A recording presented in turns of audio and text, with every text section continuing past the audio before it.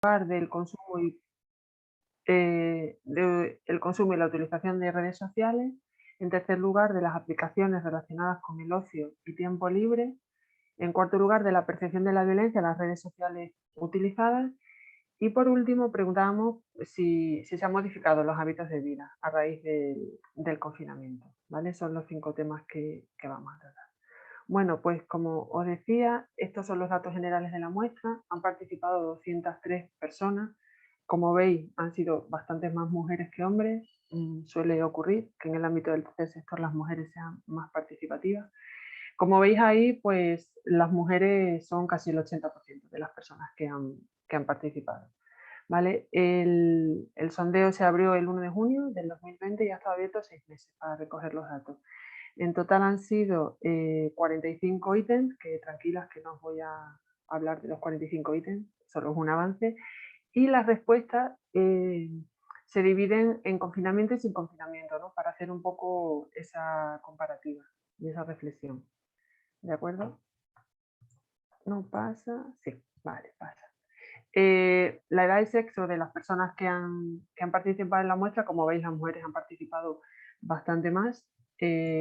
Y las mujeres que más han participado, pues son las de 20 y 25 años, ¿no? Que se ve aquí en gris. Y seguida de las mujeres entre 25 y 35. Bueno, las mujeres han participado bastante más, queda bastante claro, ¿no?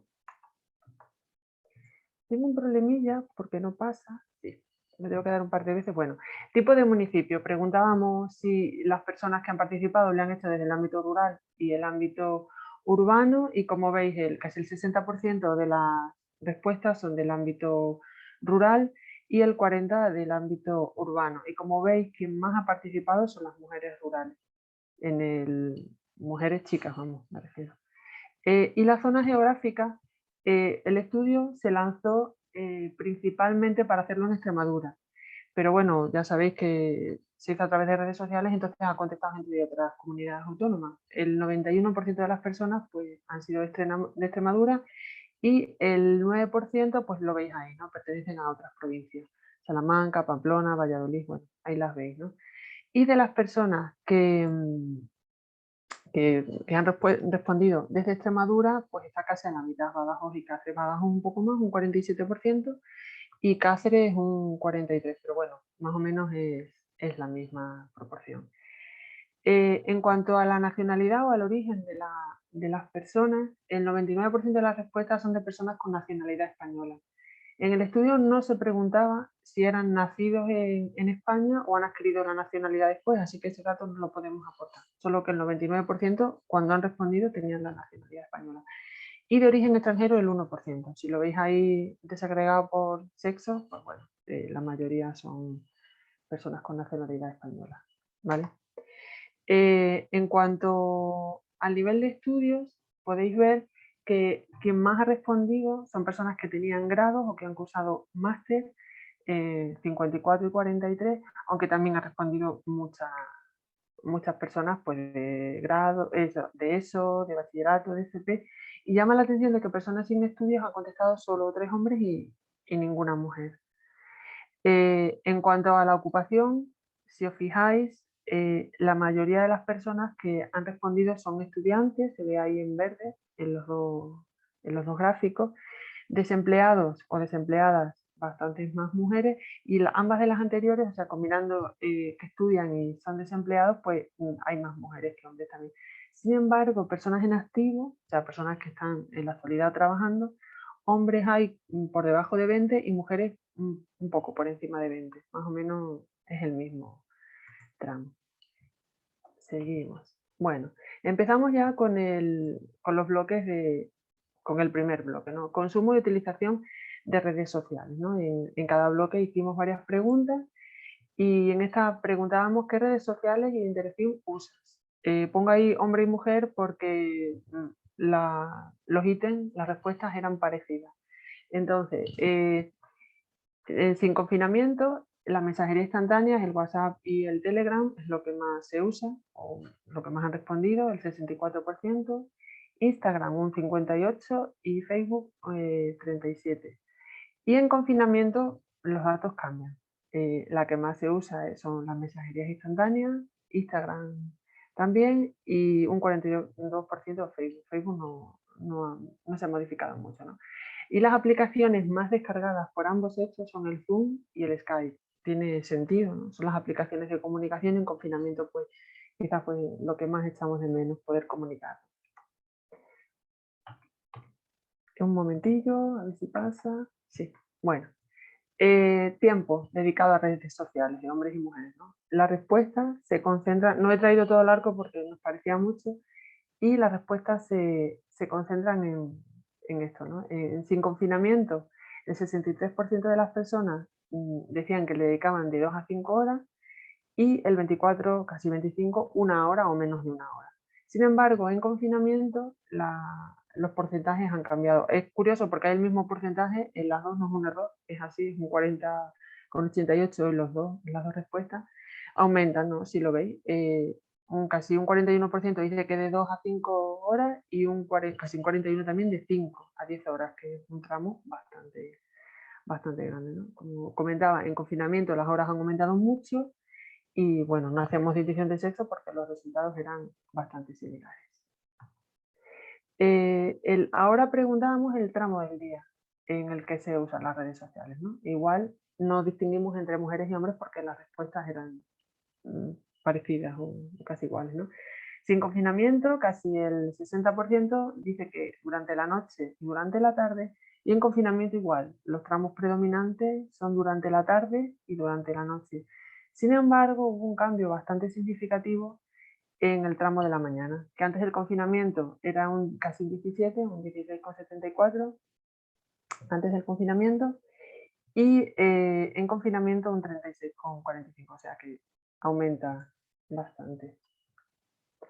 Después preguntábamos dedicación de las redes sociales más usadas. ¿Cuáles son? O sea, ¿a qué has dedicado las redes que más has usado? Pues tanto en confinamiento como sin confinamiento, y tanto mujeres como hombres coinciden en que el uso de las redes es para contactar con familiares y con amigos, y también para dejar pasar el tiempo, ¿vale? En sin confinamiento, relacionarse con familia y amistades sube mucho, como veis ahí, un 85,22, y dejar pasar el tiempo sube mucho, o sea, es alto también, un 38%. Y después, haciendo la comparativa, vemos que lo que más ha aumentado es dejar pasar el tiempo. ¿De acuerdo?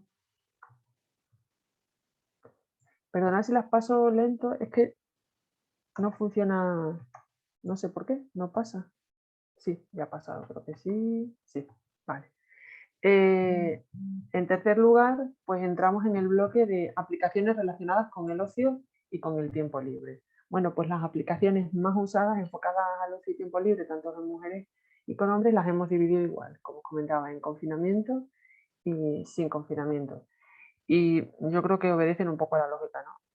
Las aplicaciones más usadas, como veis aquí, el 71,42 son las dedicadas al streaming, a ver series, películas, documentales, ¿no?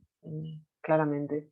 Después, en confinamiento, pasamos a música, si veis ahí un 61,8, videojuegos, aplicaciones relacionadas con hábitos saludables y en TikTok.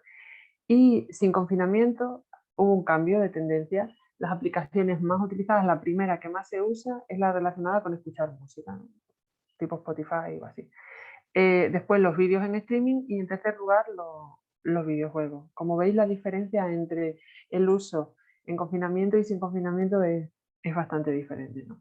Después destacamos que TikTok sí que estuvo en confinamiento, en sin confinamiento un 8,3, que no lo hemos recogido ahí porque era muy pequeño, y el aumento de las aplicaciones de hábitos saludables en el confinamiento, que aumentaron, pero tampoco tiene una puntuación muy significativa, por eso no lo hemos puesto. ¿De acuerdo? Ahora, vale. Las aplicaciones, antes hemos hablado del uso, ahora vamos a hablar de las descargas. Durante el confinamiento, la primera y que más se ha descargado tanto chicos como chicas han sido las que tienen que ver con el streaming, un 33%. Sin embargo, el segundo lugar, como veis ahí, se desdobla, no es igual entre hombres y mujeres, ¿no? Las chicas han descargado más las que tienen que ver con hábitos saludables, un 11,33, y el TikTok en segundo lugar, Y los chicos lo que más han descargado ha sido videojuegos. ¿De acuerdo? ¿No quiere pasar? Ahora. Y entramos en el penúltimo bloque, ¿vale? Percepción de la violencia respecto a las redes sociales que han usado, ¿vale? Veis aquí que tenemos dos preguntas, ¿no? La primera es frecuencia con la que se ha observado acoso en las redes sociales y la segunda, frecuencia con la que se ha experimentado acoso sexual en las redes, ¿no? En la primera se ha observado y en la segunda preguntamos si lo ha experimentado en persona. Bueno, pues chicas y chicos apuntan que nunca o raramente obtienen, es lo que más obtiene puntuación. Sin embargo, en confinamiento, las chicas puntúan frecuentemente y muy frecuentemente, pero con puntuaciones muy bajas. Y los chicos, cero, o sea, nada, ninguna puntuación. Pero después, cuando preguntamos frecuencia con la que se ha experimentado acoso sexual, o sea, en persona, ¿vale? Hombres y mujeres dicen que nunca, pero raramente pues, sale un 18,7, ¿vale? Sin embargo, en confinamiento sí que aumenta las puntuaciones de las chicas ligeramente, muy ligeramente, en las categorías de ocasionalmente, frecuentemente o muy frecuentemente. Y de este grupo preguntábamos que en qué red social es donde más se ha experimentado el acoso, y es Instagram. ¿De acuerdo? Bueno, después pasamos a la frecuencia con la que se han experimentado actitudes machistas en redes sociales. Y aquí, a ver, diferenciamos entre chicos. No hay diferencia entre confinamiento y sin confinamiento. La acción más votada es nunca. O sea, nunca lo han experimentado, ¿vale? Sin embargo, las chicas, pues las más votadas es nunca y raramente, y las menos votadas ocasionalmente, frecuentemente y muy frecuentemente. Estas dos, frecuentemente y muy frecuentemente, obtienen pocas puntuaciones, pero después se preguntaba que en las redes sociales, a las personas que han respondido frecuentemente y muy frecuentemente en qué red social lo habían experimentado, y bueno, aquí os he hecho un gráfico, ¿no? En mensajería instantánea un 38%, en Facebook un 42,60% y en Instagram otra vez es el más votado. ¿De acuerdo? Después, situaciones de violencia observadas, ¿no? Las chicas y sin confinamiento, las opciones que más puntúan son una persona que te envíe fotografías, una persona envía a otra fotografías de índole sexual sin consentimiento, un 17,24%, odio y rechazo a alguien por su ideología, un 17%, y insultar a alguien por su origen, ya lo veis ahí, ¿no? Un 13, casi un 14, ¿vale? En confinamiento los tantos por ciento se reducen muy poco, un 1,5, y los chicos puntúan las mismas categorías que las chicas, pero mucho menos, o sea, era muy poco, no merecía la pena ponerlo, ¿no? Y preguntábamos la red social en la que han ocurrido estas actitudes y bueno, como veis ahí, 3 redes sociales sobre todo, ¿no? Twitter la que menos, con un 25%, Facebook un 33%, y Instagram otra vez suele ser la red social en las que más se observan estas actitudes. Y pasamos al último bloque. Ya os dije que iba a ser muy breve. Bueno, preguntábamos muchas más cosas, pero hemos recogido estas 3, ¿no? La modificación de hábitos y vida cotidiana a raíz del confinamiento. Y preguntábamos estas 3 cosas. ¿El confinamiento va a modificar los hábitos y la vida cotidiana? Y un 41% dice que tal vez sí, y un 33% dice que sí. ¿La crisis sanitaria por COVID va a modificar la forma de valorar la vida? Un 67% dice que sí, contundentemente, un 67,3%, y un 19,6% dice que tal vez. Y si le preguntábamos también si creía que esto iba a aumentar el compromiso con la comunidad y el entorno debido a la pandemia, y un 19% dice que tal vez, y un 72% dice que sí, que cree que va a tener más compromiso con su comunidad y con familiares y el entorno cercano. ¿Vale? Y os he traído un resumen, así para finalizar, ¿no? Quienes más han participado, como os comentaba, eran mujeres que hombres, y más respuestas del ámbito rural.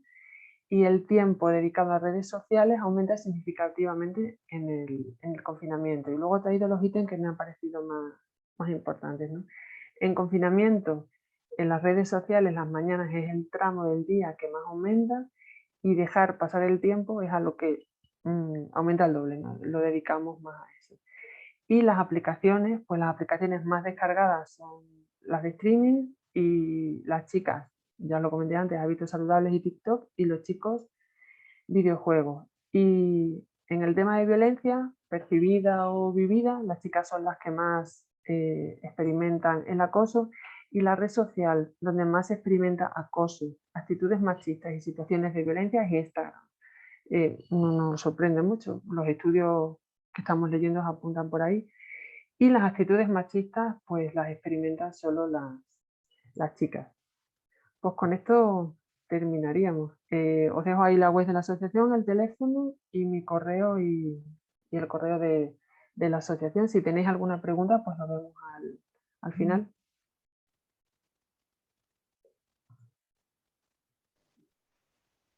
Pues ¿Ya? perdón. Sí. Voy a intentar dejar de compartir. Sí. Sí. Vale.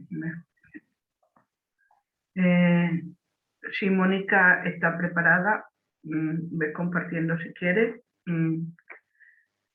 Pues comenzamos contigo, Beatriz.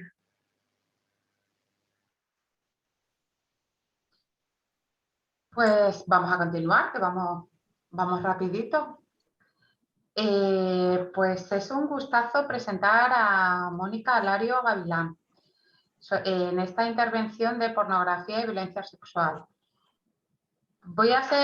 Sé que su currículum es muchísimo más extenso. Bueno, lo acaba de decir que solo para este mes, en la proximidad del 25 de noviembre, tiene 16 intervenciones, 16 jornadas. Imaginaos el pedazo de currículum que puede tener. Además, yo he tenido el gustazo de verla en bastantes intervenciones y me encanta. Es doctora internacional en estudios interdisciplinares de género, experta en violencia sexual y pornografía. Previamente licenciada en filosofía y máster en estudios interdisciplinares de género. Su tesis doctoral, dirigida por la nada más y nada menos que Ana de Miguel Álvarez, se titula La reproducción de la violencia sexual en las redes formalmente igualitarias, un análisis filosófico de la cultura de la violación a través de los discursos y el imaginario de la pornografía. Ha recibido el primer premio de la Delegación del Gobierno contra la Violencia de Género a tesis doctorales sobre violencia contra la mujer en el año 2020. Desde hace varios años ha impartido numerosas conferencias sobre violencia sexual y pornografía. Entre sus publicaciones cabe destacar el artículo titulado La influencia del imaginario de la pornografía hegemónica en las construcciones del deseo sexual masculino prostituyente. Un análisis de la demanda de la prostitución, publicada en la revista Asparquia, y el especial sobre violencia sexual titulado La sentencia de la manada, masculinidad hegemónica y pornografía, publicado con feminicidio.net en su página Geoviolencia sexual. Además, participó en el libro Elementos para una teoría crítica del sistema prostitucional, dirigido por Laura Nuño Gómez y Ana de Miguel, con un capítulo titulado Pornografía en un patriarcado neoliberal, una cuestión de deseos individuales, y en el libro Breve Diccionario de Feminismo, editado por Rosa Cobo y Beatriz Ranea, con la entrada de pornografía. El día 21 de octubre se ha publicado su primer libro, Política Sexual de la Pornografía, Sexo, Desigualdad y Violencia, en la colección Feminismo de la editorial Cátedra. Bueno, yo estoy ya deseando hincarle el diente al libro, porque desde luego que ya te he escuchado en varias ocasiones, me parece que aparte de la forma de expresarte es maravillosa y tan cercana que tienes muchísimo conocimiento y muchísimo que compartir. Y tampoco te voy a robar tiempo, como habéis visto el pedazo de currículum que tiene y que está rodeada de lo mejorcito del panorama nacional e internacional. Así que sin más, que comience Mónica, porque va a ser un gustazo esta tarde escucharte. Muchísimas gracias, Beatriz, y muchísimas gracias a la Asociación de Derechos Humanos de Extremadura por organizar todo este ciclo, ¿no? Estos 2 días de conferencias, y por supuesto por invitarme a aportar aquí mi granito de arena, y muchísimas gracias a todas las personas que estáis conectadas por implicaros en todos estos temas. Lo que voy a compartir con vosotras lo he titulado Pornografía y Violencia Sexual, y es parte de la investigación que realicé para mi tesis doctoral. Yo cuando comencé la tesis, yo estaba fundamentalmente preocupada por el tema de la violencia sexual, ¿no? Me impactaba mucho las magnitudes de violencia sexual que sufren hoy en día las mujeres y las niñas, incluso en sociedades como la nuestra, ¿no? En que parece que la igualdad es un valor importante, que tenemos ya asumido. Y estaba muy impactada también por la gran cantidad de esa violencia a la que ni siquiera consideramos violencia, ¿no? A la que llamamos de otras formas. Entonces yo comencé la tesis estudiando, por un lado, la construcción del deseo sexual masculino, ¿no? Dado que son los hombres quienes ejercen violencia sexual, me parecía una obviedad que había que ir ahí a ver qué es lo que estaba pasando, ¿no? Y por otro lado, que se había dicho desde el feminismo del tema de la pornografía. Entonces, bueno, yo iba investigando, iba leyendo, iba estudiando, ¿no? Y me pasó una cosa que pasa pues siempre que profundizas en el conocimiento de algún tema, ¿no? Que es que no solamente encuentras respuestas, sino que muchas veces te encuentras más preguntas, o incluso mejores preguntas, ¿no? Lo cual es bastante bueno. Y entonces yo, por mucho que leyera, había una pregunta que yo tenía constantemente en la cabeza y que por mucho que leyera, no conseguía encontrar ninguna respuesta que me pareciera satisfactoria. Y la pregunta era, ¿cómo están realmente aprendiendo tantísimos hombres que ejercer violencia contra las mujeres es sexualmente excitante? Porque cuando hablamos de estas magnitudes de violencia, como que 4 de cada 10 hombres en España prostituye a mujeres o ha prostituido a mujeres, o que 1 de cada 4 niñas sufre violencia sexual en su infancia, o sea, cuando hablamos de estas magnitudes está claro que no estamos hablando de un problema individual, ¿no? De algo que les pase a algunos hombres que están por ahí sueltos, ¿no? Sino que estamos hablando de algo estructural, porque son cifras devastadoras, ¿no? Entonces, por casualidades de la vida, yo hasta ese momento no me había metido en la pornografía, de hecho ni siquiera pensaba entrar demasiado, ¿no? Igual pasaba un poquito ahí de puntillas por encima, porque bueno, era un tema muy polémico y tampoco quería meterme yo en la boca del lobo, fijaos dónde he acabado. Pero bueno, por casualidades de la vida, pues hubo un momento en que me pidieron que hiciera un artículo de pornografía, y yo dije, pues venga, vamos a ver qué está pasando aquí. Y cuando empecé a investigar en la pornografía, comencé a encontrar muchísimas respuestas a esa pregunta, ¿no? Las respuestas aparecían una detrás de otra en la pantalla y yo ya no fui capaz de cerrar ese tema, ¿no? De hecho, modifiqué toda la tesis, o sea, tiré el proyecto de tesis que tenía y lo cambié para poder hacer este otro, que fue cómo el tipo de deseo sexual masculino que construye la pornografía colabora directamente en la reproducción de la violencia sexual. Y es de esto un poquito de lo que vamos a hablar. La pregunta fundamental de mi intervención, a la que vais a ver que vamos a ir volviendo, es la que yo tenía todo el rato en la cabeza, ¿no? Que es, ¿por qué a tantos hombres les parece excitante realizar prácticas sexuales con una mujer que no desea realizar esas prácticas con ellos? Esto es lo que encontramos en la violencia sexual, también en el consumo de prostitución, ¿no? Hombres a los que les parece excitante realizar prácticas que ellos están viviendo como sexuales, aunque la mujer no quiera realizarlas, ya sea a cambio o no de dinero. Lo primero que tenemos que preguntarnos es en qué medida podemos decir que estas prácticas son prácticas sexuales.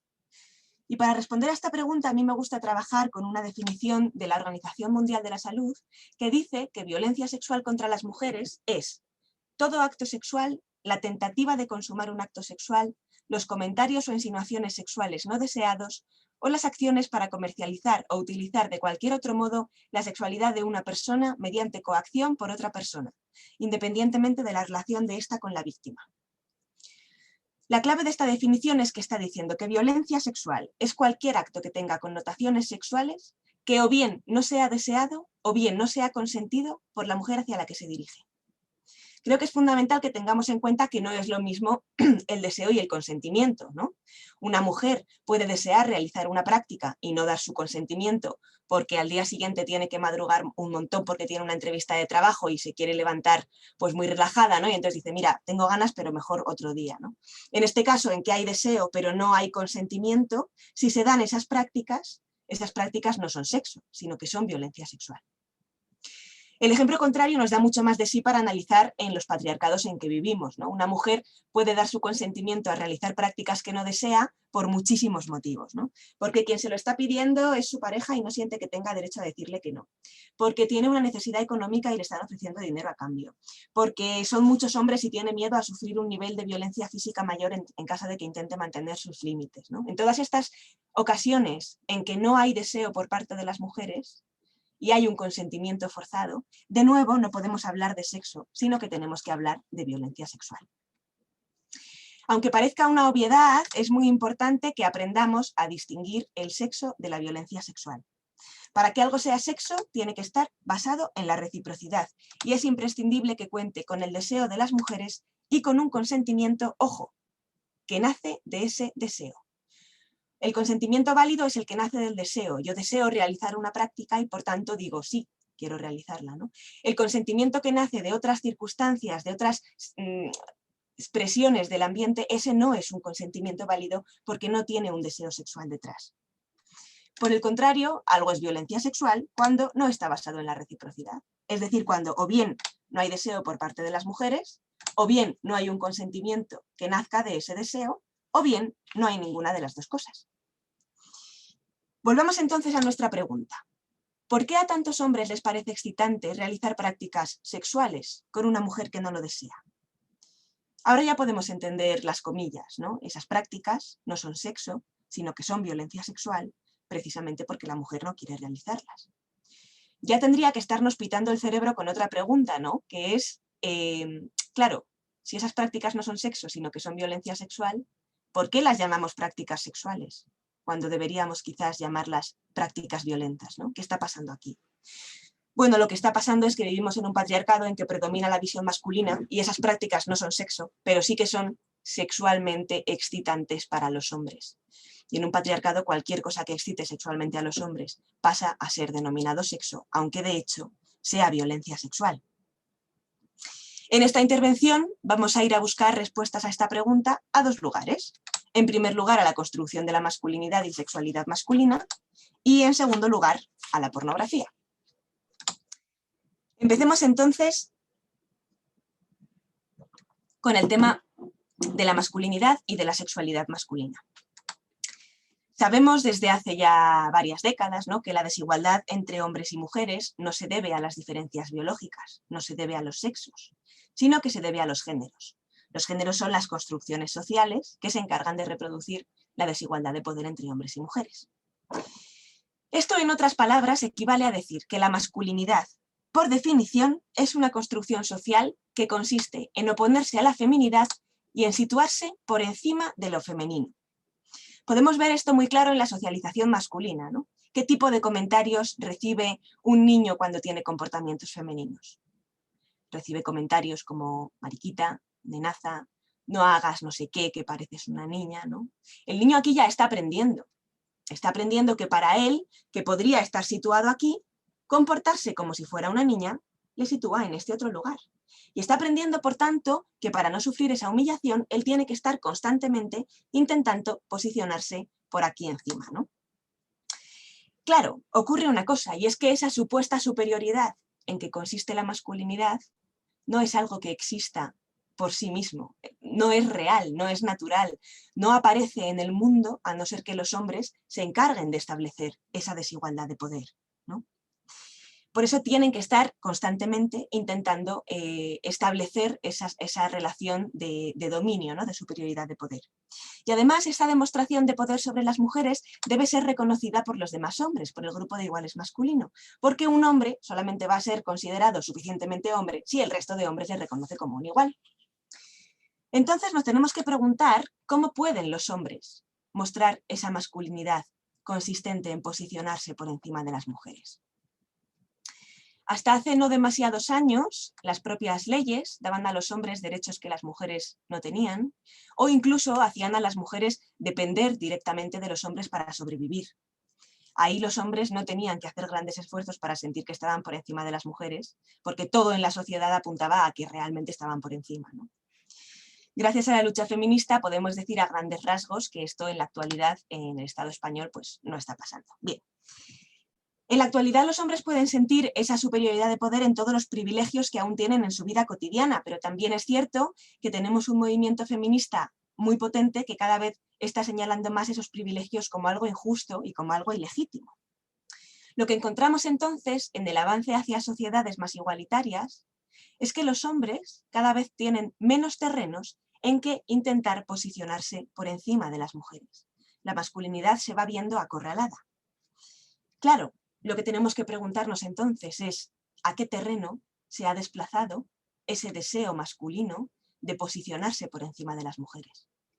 Muchas autoras coinciden en que ese deseo se ha trasladado al terreno de la sexualidad, ¿no? A la construcción de una sexualidad en que el hombre intenta dominar a la mujer. Recordemos además que para cada hombre es muy importante que el resto de hombres le reconozca como un igual. Entonces vamos a rizar el rizo de la pregunta. ¿Cómo puede un hombre mostrar a otros hombres que en su sexualidad es suficientemente hombre como para posicionarse por encima de las mujeres? ¿Cómo puede hacer esto? Puede hacerlo de muchísimas formas, ¿no? Vamos a ver brevemente 4 para bajar también un poco esto que estamos contando a tierra. La primera forma es en la vivencia y la expresión de la sexualidad como dominio. A mí, para ilustrar esto, me gusta contar una experiencia personal, ¿no? Que es que yo hice hace un par de años unas prácticas en un instituto de educación secundaria y entonces un lunes estaba llegando al centro y en la puerta había un grupo de chavales de segundo o tercero de la ESO que estaban hablando del fin de semana anterior, ¿no? Y entonces uno de estos chavales le contaba al resto que al salir del garito en el que habían estado había ligado con una chica, se habían ido a su casa y habían mantenido relaciones sexuales. Hasta aquí todo bien. La pregunta es, ¿qué vocabulario, qué expresiones utilizaba este chico para contar esta experiencia al resto de sus colegas? Lo que él decía es, fuimos a mi casa y yo me la follé. Yo, hombre, sujeto activo, me follé a mujer, cuerpo pasivo, ¿no? Este chico no está viviendo ni expresando un vínculo sexual como algo basado en la reciprocidad, como algo que se comparte. No está diciendo follé con, sino me follé a. O sea, aquí desde el propio lenguaje ya está estableciendo esa relación de poder en la sexualidad. Otro ejemplo sería cuando comparten pornografía. No me voy a detener aquí porque vamos a hablar ahora después sobre este tema. Otro ejemplo sería el ejercicio de la violencia sexual en grupo. Lo estamos viendo, ¿no? Mucho últimamente. Claro, cuando los hombres ejercen violencia sexual en grupo, en gran medida se están comunicando entre ellos. Se están mostrando unos a otros que en su sexualidad son suficientemente hombres como para estar dominando a esa mujer. De hecho, que una gran parte de las violaciones grupales sea grabadas responde precisamente a esto. Cuando los hombres graban una violación grupal, no solamente se están mostrando entre esos hombres con los que están violando que son suficientemente hombres, sino que en el futuro se lo podrán mostrar a todos los hombres con quienes compartan este vídeo. De hecho, ¿qué ocurre con estos vídeos? Pues que acaban o bien compartiéndose en grupos de WhatsApp o bien subidos a las páginas de pornografía. Dato que tendría que hacer que nos pitara un poco el cerebro si venimos de la calle con esa idea de que la pornografía trata sobre sexo explícito. ¿Qué pinta un vídeo de una violación colectiva en una página de pornografía si la pornografía trata sobre sexo? Digo algo más, voy un poquito más allá. Cuando socialmente se sabe que una violación colectiva ha sido grabada, los hombres acuden en masa a buscarla, a buscar ese vídeo de esa violación a las páginas de pornografía. Podemos decir esto por un dato muy concreto que es el siguiente que os voy a dar. El año en que fue la violación colectiva de la manada de San Fermines, en ese año Pornhub, que es una página web de pornografía, tenía 1.333 visitas por segundo. 1.333 visitas por segundo. Cuando se supo que la violación de la manada había sido grabada, los hombres entraron tan masivamente a buscarla en las páginas de pornografía como para que en esa página que tenía 1.300 y pico visitas por segundo, ese fuera el término más buscado. Se convirtió en tendencia. Imaginad cuántos hombres tenía que haber simultáneamente buscando ese vídeo para que en una página que tiene 1.300 y pico visitas por segundo, ese sea el término más buscado. Tenemos que reflexionar muy profundamente sobre este tema. Un último ejemplo sería el consumo de prostitución en grupo, ¿no? Que además hay muchas investigaciones que destacan que los chicos lo hacen a edades cada vez más tempranas, ¿no? ¿Por qué os estoy contando todo esto? Os estoy contando todo esto para llegar al siguiente punto, que es que la sexualidad se ha convertido en el terreno principal en que los hombres intentan posicionarse por encima de las mujeres. Esto significa que la sexualidad en la masculinidad tiene dos funciones. Es, en primer lugar, el terreno en que los hombres van a satisfacer sus deseos sexuales y a obtener un placer sexual, pero ojo, entendiendo aquí por placer sexual un placer puramente físico, y es en segundo lugar el terreno en que van a intentar posicionarse por encima de las mujeres, obteniendo un segundo placer que no tendría que tener nada de sexual, pero que en estos patriarcados se vincula a la sexualidad masculina, que es el placer de sentir el poder sobre las mujeres. La unión de estos dos placeres, del placer sexual puramente físico y del placer del poder, es imprescindible para entender tanto la violencia sexual como el consumo de prostitución, como el consumo de pornografía. Porque lo que estamos diciendo es que el tipo de sexualidad masculina que se construye al unir estos dos placeres es una sexualidad que está completamente atravesada por la sensación de poder sobre las mujeres. Una sexualidad en que la excitación se vincula a la sensación de poder. Y pensad una cosa, ¿cómo puede, bajando esto a tierra, cómo puede un hombre en un encuentro sexual con una mujer sentir poder sobre ella? Dejando de lado su placer, no tratándola como a una persona, sino como a una cosa, forzándola a hacer prácticas que ella no desea, o que le duelen, o que son humillantes para ella, o accediendo a su cuerpo sin su consentimiento, etcétera, etcétera, etcétera. Es decir, ejerciendo distintos tipos y niveles de violencia contra ella. Si volvemos entonces a nuestra pregunta, ¿por qué a tantos hombres les parece excitante realizar prácticas sexuales, entre comillas, con una mujer que no lo desea? En la masculinidad hemos encontrado dos posibles respuestas que nos van iluminando un poquito el camino. En primer lugar, hemos visto que la sexualidad se ha convertido en el terreno en que los hombres intentan posicionarse por encima de las mujeres, y esto abre la puerta a que ejerzan violencia sexual contra ellas, porque ejercerla es una manera de posicionarse por encima, ¿no? De ejercer ese poder. En segundo lugar, hemos visto que la excitación masculina se está vinculando en estos patriarcados a la sensación de poder sobre las mujeres y por tanto los hombres van a ser capaces de excitarse en esas situaciones en que hay poder, ¿no? En esas situaciones que son violencia sexual. Vamos a pasar entonces a esta segunda parte de la exposición, que es la pornografía. Me gustaría avisar, dado que cada persona está aquí viendo esto desde su casa, de que vamos a hablar de la pornografía con un lenguaje explícito. No lo digo de cara si tenéis menores en la misma sala, pues es el momento de gestionarlo cada cual como mejor consideréis, ¿vale? Bien, en mi tesis doctoral yo hice una investigación en las dos páginas de pornografía más visitadas, que son Pornhub y Xvideos. Y una cosa interesante que tienen estas páginas de cara a la investigación es que se pueden ordenar los vídeos en función del número de visitas. Como yo quería analizar qué tipo de deseo sexual masculino construye la pornografía en general, me fui a visualizar, obviamente, la pornografía más consumida. Y es de esta de la que vamos a hablar. ¿Cuál es el esquema de la pornografía? En la pornografía, el varón es el sujeto que tiene un deseo, vamos a decir, de momento sexual para entendernos. Y la norma central de la pornografía, que siempre se cumple, sin excepción, es que los hombres van a satisfacer ese deseo accediendo para ello al cuerpo de una mujer o de una niña. En 6 años de investigación, y he visto muchísima pornografía, no he encontrado ni un solo vídeo en que un hombre tuviera un deseo, fuera el que fuera, y ese deseo no se viera satisfecho por medio de su acceso al cuerpo de una mujer o de una niña. La otra cara de esta moneda es que las mujeres y las niñas son objetos. Son el cuerpo que el hombre va a utilizar para satisfacer su deseo.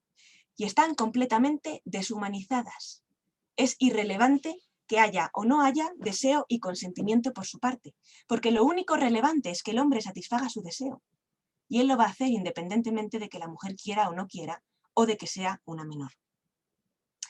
En 5 años de investigación, de nuevo, y este para mí fue uno de los datos más impactantes de la tesis, no he encontrado ni un solo vídeo en que una mujer dijera que no quería que el hombre accediera a su cuerpo para satisfacer ese deseo que él tenía y ese no fuera respetado. Pero sí he encontrado muchísimos vídeos en que las mujeres dejan claro que no quieren. Es decir, muchos vídeos en que dicen que no, ni un solo vídeo en que ese no se respete. Cuando yo comencé a darme cuenta de lo habitual que era este esquema, a mí me chocó muchísimo, ¿no? Porque yo venía un poco con esta idea de que la pornografía lo que muestra es sexo. Y entonces yo me preguntaba, digo, vamos a ver, si la pornografía quiere mostrarme sexo, ¿no sería lógico que me mostrara situaciones en que todas las personas que aparecen están deseando realizar esas prácticas que se van a realizar y disfrutan a tope realizándolas?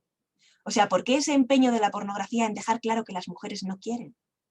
Cuando yo llegué a este punto de la investigación tuve que parar y retroceder un poquito y volver a leer y volver a estudiar porque no era capaz de entender aquello, ¿no? La respuesta la encontré estudiando sobre masculinidad. Todo lo que os he contado al principio os lo he contado para que podáis entender este dato y los que os daré a continuación. ¿Por qué? Por lo siguiente. Pensad una cosa. Si una mujer quiere realizar una práctica sexual con un hombre, el hombre va a obtener una cierta sensación de poder accediendo a su cuerpo porque vivimos en un patriarcado y no nos podemos desvincular de la estructura, ¿vale? Pero si la mujer no quiere realizar esa práctica y el hombre aún así consigue realizarla, la sensación de poder que obtiene es mucho mayor. Y es a ese poder al que hemos dicho que se vincula la excitación sexual masculina en un patriarcado. En otras palabras, el no de las mujeres en la pornografía tiene una función muy específica y muy concreta. Está ahí específicamente para no ser respetado por el hombre, permitiéndole obtener una mayor sensación de poder en el acceso al cuerpo de las mujeres. La pornografía, por tanto, está arrebatando a las mujeres la posibilidad de poner límites en el acceso de los hombres a sus cuerpos. Y es por ello que podemos decir que la pornografía se está apoyando directamente en la negación de un derecho humano fundamental, que es el derecho humano de las mujeres y de las niñas a una vida libre de violencia. Yo en el título de esta intervención ya he empezado vinculando la pornografía con la violencia sexual, ¿no? Y en lo que me queda de tiempo me gustaría hablaros de cuáles son las dos estrategias que pone en juego la pornografía en lo relativo a la reproducción de la violencia sexual. Para entender estas dos estrategias tenemos que tener en cuenta que en la cultura de la violación actual todavía se considera que la ausencia de resistencia activa de una mujer es equivalente a su consentimiento y ese supuesto consentimiento se considera suficiente para decir que una práctica es sexo y no violencia sexual. En otras palabras, menos enrevesadas, socialmente aún se considera que si una mujer no llora, no grita y no intenta defenderse, eso ha sido sexo y no una violación. Esto lo vimos muy claramente en la primera sentencia del caso de la manada de Sanfermines, ¿no? ¿Qué decía la primera sentencia? Bueno, decía que como ella no estaba defendiéndose, no estaba diciendo que no, que estuviera en estado de shock, parece lo de menos, ¿no? Pues como iban ellos a saber que ella no quería, ¿no? O sea, eso no era una violación, eso era simplemente sexo. Eso llegamos a leer, eso era jolgorio y regocijo, ¿no? Teniendo en mente esto, la primera estrategia que pone en juego la pornografía en la reproducción de la violencia sexual es la invisibilización de esta violencia en tanto que violencia y su erotización como si fuera sexo. Esto es cuando la pornografía muestra una situación que es violencia sexual, pero la muestra de manera que lo que capta el consumidor es que está viendo sexo y no una violación. La pornografía hace esto de dos maneras. En primer lugar, lo hace en los vídeos que transmiten este mensaje. Aunque parezca que una mujer no quiere mantener relaciones sexuales, en el fondo lo está deseando. Hay un esquema que siguen la inmensa mayoría de vídeos más vistos, con una excepción de la que hablaremos luego. Y el esquema es el siguiente. Hay un hombre que quiere realizar prácticas sexuales con una mujer. Esa mujer dice que ella no quiere, y cuando ella dice que no, el hombre ejerce algún tipo de presión, coacción o chantaje que hace que la mujer acabe accediendo. Las prácticas que se den a continuación no son sexo, sino que son violencia sexual, porque no hay deseo por parte de las mujeres y su consentimiento ha sido dado bajo coacción. ¿Pero qué es lo que vemos en el vídeo? Lo que vemos en el vídeo es que al principio las mujeres se comportan de una manera pasiva, no participan activamente en las prácticas, no muestran sentir placer, tampoco se las ve sufrir, ¿vale? Esto es importante. Pero según avanza el vídeo y avanzan las prácticas, hay un momento en que la actitud de las mujeres cambia radicalmente. Y las mujeres comienzan a participar activamente en las prácticas y a mostrar estar sintiendo placer al realizarlas. Claro, esto se interpreta por el hombre consumidor de pornografía como si esto que estuviera viendo fuera sexo y no violencia sexual, porque no solamente no percibe ningún tipo de resistencia activa por parte de las mujeres, sino que acaba viendo su participación activa y su placer.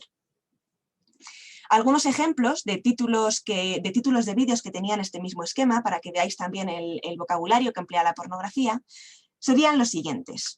Entrenando a mi hermana ñoña para que ame mi verga, con más de 71,5 millones de visitas. Jugando con mi hermanastra y amigas, con casi 73,5 millones de visitas. Hacer a mi hermanita venirse hace que ella quiera más. con más de 76 millones y medio de visitas. Jugando un juego con Hermana Caliente, con casi 80 millones y medio de visitas. ¿Qué mensaje recibe un chico de 8, 9, 10, 11 años, que es la edad a la que comienzan a ver pornografía? Cuando la pornografía constantemente, vídeo tras vídeo tras vídeo tras vídeo, les está enseñando este esquema. Porque están aprendiendo una cosa muy clara. Están aprendiendo que parecía que esas mujeres no querían mantener relaciones sexuales porque de hecho dijeron que no querían, pero que en el fondo lo estaban deseando, ¿no? Porque al final las ve disfrutar. Entonces lo que está aprendiendo es que cuando una chica le diga que no, probablemente no es porque no quiera, ¿no? Sino porque se está haciendo la difícil. Entonces él tiene que presionar, ¿no? Insistir, coaccionar un poco para que ella acabe accediendo. Estos vídeos están legitimando la presión, la coacción y el chantaje que los hombres ponen a las mujeres para que éstas accedan a realizar prácticas que ellos desean y ellas no. Estos vídeos están enseñando que el no de una mujer no significa no, y que se puede convertir en un sí por medio de la presión o de la coacción, y que eso no convierte la situación en violencia sexual. Estos vídeos están transmitiendo que una práctica que comienza sin deseo por parte de las mujeres y con un consentimiento forzado es simplemente sexo y no violencia sexual. Con la visualización de estos vídeos se construye un tipo de deseo sexual masculino que permite que los hombres se exciten en situaciones que son violencia sexual y la ejerzan sin ser conscientes de que es violencia. Así, la violencia sexual se invisibiliza en tanto que violencia y se normaliza como si fuera sexo y finalmente se reproduce. Una segunda manera en que la pornografía invisibiliza la violencia sexual es en los vídeos que transmiten que mantener relaciones sexuales con una mujer que está dormida, drogada, borracha o inconsciente es sexualmente excitante. Borracha decimos muy borracha, ¿vale? No con un par de cervezas. Bien, una mujer que está en estos estados no tiene un deseo sexual y no puede dar un consentimiento válido y por tanto cualquier práctica que la involucre es violencia sexual, nunca sexo. La pornografía no nos cuenta esto y encontramos vídeos cuyos títulos presentan situaciones como adolescente se despierta con el pene de su hermanastro en la boca y se lo folla mientras sus padres duermen, en que se mezcla un poco este mensaje con el anterior, ¿no? Incluso aunque estuviera dormida, en el fondo lo estaba deseando y por tanto aquello no fue una violación. O hermano se folla a hermana dormida, que es un vídeo en que la mujer está dormida durante todo el tiempo, ¿no? Que dura. De nuevo, como no hay resistencia activa por parte de las mujeres, esto se presenta como sexo y no como violencia sexual. Pero hay una segunda estrategia, si cabe, más clara, que pone en juego la pornografía en la reproducción de la violencia sexual, que es la erotización directa de esta violencia. Esto es cuando la pornografía muestra una situación que también es violencia sexual, pero ahora de manera que se capta a la perfección que eso es violencia sexual. ¿Por qué? Porque se muestra una mujer que llora, una mujer que grita y una mujer que intenta defenderse. Es fundamental que tengamos en cuenta que seguimos hablando de la pornografía más consumida. No solo eso. El vídeo más visto que yo encontré en 5 años de investigación era un vídeo de una violación colectiva de 4 hombres a una mujer, en que ellos la secuestraban, ella intentaba escapar, ellos la perseguían, la golpeaban, se reían y se turnaban para penetrarla anal, bucal y vaginalmente mientras ella lloraba e intentaba defenderse, ¿no? Este vídeo tenía 225 millones de visitas. 225. Recordad que los otros de los que hemos hablado tenían 75, 80. Este vídeo tenía más del doble de visitas que el siguiente vídeo más consumido. Es muy curioso además que cuando hablamos con los hombres, ninguno ve este tipo de pornografía, ¿no? Todos ven otro tipo de pornografía que yo no encontré, que es la pornografía supuestamente buena, ¿no? Pero esta, que es la más visitada, ninguno la ha visto, ¿no? Ningún hombre ha visto jamás este vídeo, claro. Cuando nos encontramos con este tipo de datos, es normal que nos impacte mucho y tenemos que preguntarnos qué es lo que está pasando para que tantísimos hombres sean capaces de masturbarse mientras contemplan este tipo de pornografía. Para que pueda pasar eso han tenido que pasar como mínimo 2 cosas. La primera de ellas es que los hombres hayan desactivado su empatía hacia las mujeres. Fijaos en una cosa, la empatía consiste, en primer lugar, en reconocer las emociones de la otra persona, ¿no? Yo te veo y reconozco tu emoción, ¿vale?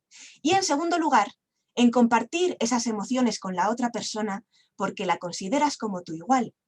Y como la consideras como tu igual, sientes bienestar con su bienestar y sufres con su sufrimiento. Vivimos en sociedades en que las mujeres somos cosificadas constantemente desde los medios de comunicación, la publicidad, la cultura, etcétera, etcétera, etcétera. Que se nos cosifique significa que se transmite que somos más objetos que seres humanos, ¿no? Que los seres humanos neutros son los hombres, que las mujeres somos más cuerpos que personas en ciertas ocasiones. Aquí los hombres ya están aprendiendo a no vernos como sus iguales. Pero pensad también que la primera norma de la masculinidad, que es posicionarse por encima de las mujeres, lo que está enseñando a los hombres es precisamente a no ver a las mujeres como sus iguales. Lo que quiero decir con esto es que los hombres, claro que captan que esta mujer está sufriendo, claro que son capaces de reconocer su emoción, pero también son capaces de no compartirla, porque no la ven como su igual, porque aquí no están viendo un ser humano, están viendo un cuerpo, un objeto. Lo segundo que tiene que pasar para que un hombre pueda acabar masturbándose con este tipo de pornografía es que se ponga en juego toda esta construcción del deseo sexual masculino que se vincula a la sensación de poder, ¿no?, de la que ya hemos hablado. Bien, que un hombre acabe masturbándose con este tipo de pornografía no es una desviación de lo que está aprendiendo, es lo que está aprendiendo llevado a un extremo. La pornografía sí que presenta esto como lo que es la violencia sexual y simultáneamente enseña a los hombres que ejercerla es sexualmente excitante. Que la pornografía erotiza la violencia sexual es un hecho innegable. Aquí tenéis una captura de pantalla de lo que aparece en Xvideos, una de estas dos páginas, cuando introducimos el término rape, violación. Una de las sugerencias de búsqueda es gang rape forced, violación grupal por la fuerza, ¿no?, categoría a la que aparece el vídeo del que acabamos de hablar, pero hay 24.949 vídeos más en esa categoría. La existencia de estos vídeos es muy relevante en la reproducción de la violencia sexual porque está enseñando a los hombres a excitarse con el ejercicio de la violencia sexual, ¿no? Está transmitiéndoles que violar a una mujer es sexualmente excitante. Y los hombres en su vida sexual no van a hacer todo lo que les excita, pero todo lo que hagan lo van a hacer porque han aprendido a excitarse con ello. Que la pornografía les enseñe a excitarse con las violaciones es fundamental para que en algún momento decidan ejercer violencia sexual. Si volvemos por última vez a nuestra pregunta, ¿por qué a tantos hombres les parece excitante realizar prácticas sexuales con una mujer que no lo desea? En la pornografía hemos encontrado dos respuestas. En primer lugar, los hombres han aprendido en la pornografía que el no de una mujer no significa no, y que por tanto realizar prácticas sexuales con ella es simplemente en lo que consiste el sexo. Pero en la pornografía los hombres también han aprendido que cuando el no de una mujer verdaderamente significa no, es sexualmente excitante no respetarlo. Es decir, han aprendido a erotizar el ejercicio de la violencia sexual. La pornografía transmite a los hombres, y hago esto ya para recapitular y cerrar, los siguientes mensajes. Que las mujeres son objetos sexuales que pueden utilizar para satisfacer sus deseos. Que da igual que ellas quieran o no, que ellos tienen derecho a satisfacer sus deseos accediendo a sus cuerpos. Que producir dolor físico a las mujeres es sexualmente excitante. Que aunque parezca que ellas no quieren tener relaciones sexuales, en el fondo lo están deseando y la coacción no hace que sea violencia sexual. Que el hecho de que su consentimiento sea dado bajo coacción es sexualmente excitante. Que el hecho de que ellas no deseen realizar esas prácticas es sexualmente excitante. Que aunque ellas estén dormidas, drogadas, borrachas o inconscientes, el sexo con ellas es excitante y no es violencia sexual. Y que violarlas y verlas sufrir también es excitante. Todos estos mensajes que transmite la pornografía no tienen nada que ver con el sexo. Nada que ver con el sexo. Tienen que ver con la reproducción de un tipo de sexualidad masculina patriarcal que lleva a los hombres tanto al consumo de prostitución como al ejercicio de violencia sexual. La pornografía es un producto del patriarcado que deshumaniza a las mujeres y las niñas, que normaliza, invisibiliza, erotiza y hace apología de la violencia sexual contra ellas y que transmite a los hombres que ejercer violencia sexual o bien es simplemente sexo o bien es sexualmente excitante. Por todos estos motivos, desde el feminismo afirmamos que la existencia de la pornografía es incompatible con el avance hacia sociedades verdaderamente igualitarias en que las mujeres y las niñas puedan disfrutar por fin de su legítimo derecho humano a una vida libre de violencia. Muchísimas gracias por vuestra atención y os paso la palabra a vosotras para cualquier duda, comentario, intervención que queráis hacer. Casi te tenemos que pedir, Mónica, 5 minutos para reposar. Si los queréis. Duro. No es la primera vez que te oigo, y como decía Beatriz, lo hemos comentado muchas veces y por eso teníamos tantas ganas de que estuvieras en una de nuestras intervenciones. No sé cómo se te habrá quedado el cuerpo. El otro día, yo quiero que vaya la gente reposando y preparándose para preguntarte, ¿no? Y por eso rompo yo el fuego. Oía a Rosa Cobo decir en el marco de un curso... Esto no se puede bajar el volumen. Esto es lo mínimo que... pero que estás como si estuvieras haciendo el curso. Claro. Estamos ahí más que se ve. Perdón, ¿quién está hablando por ahí? No me escuchan. Concha Morales, por favor, apaga, desactiva el audio. Estaba como si estuviera haciendo el curso. Las de la vida. Es lo que tiene el formato online. A ver. Sí, pues te decía, Mónica, que escuchaba a Rosa Cobo, decía el otro día en un curso, que va a parar dentro de un poco sobre investigar sobre el tema de la pornografía, porque estaba herida, que le estaba pesando mucho en ella, ¿no? Que le estaba haciendo mucho daño. Yo, sin llegar ni mucho menos a tu nivel de lo que he visto de porno, que no he visto porno, que solo he visto datos y avances y títulos, y cada vez que he tenido que hacer algo para nosotras, para nuestros talleres y demás, se me ha quedado mal cuerpo. No sé si tú cómo tendrás el cuerpo después de 5 años visionando este tipo de porno. ¿Y qué opinas, ya por lanzarte una pregunta, otra pregunta es de la gente que dice que hay porno feminista? De la primera pregunta, la verdad es que es curioso porque es una pregunta que sale un montón, ¿no? El cómo me he quedado yo. La verdad es que no lo sé muy bien.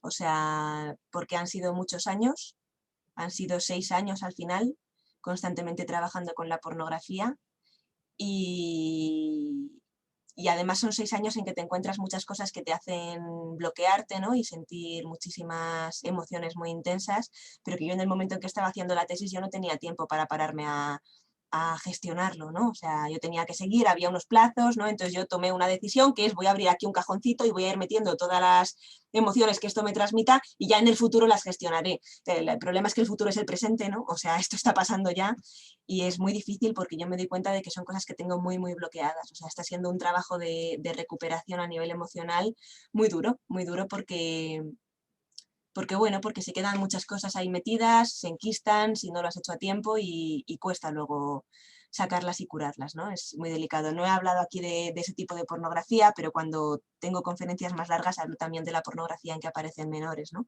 De la violencia sexual contra menores filmada, que es una parte de la tesis que para mí fue especialmente dura de investigar, ¿no? y de redactar por la obviedad, ¿no? Porque ver una violación a una niña de 4 años es una cosa tremendamente dolorosa y ver una detrás de otra, pues mucho más, ¿no?